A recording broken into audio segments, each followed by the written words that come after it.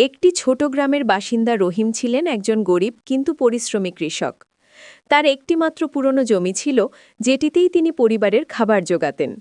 প্রতিদিন ভোরে তিনি মাঠে যেতেন, রোদ বৃষ্টি উপেক্ষা করে কাজ করতেন। কিন্তু বছরখানেক ধরে বৃষ্টি না হওয়ায় ফসল নষ্ট হয়ে যায়।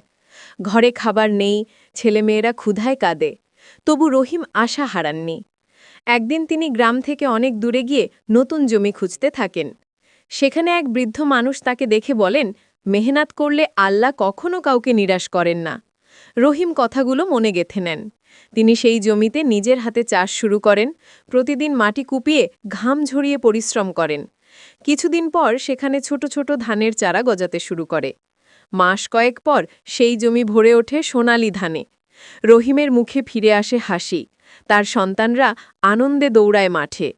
গ্রামের মানুষও অবাক হয় দেখে যে রহিম একসময় ক্ষুধায় কাঁদত, আজ সে সবার অনুপ্রেরণা।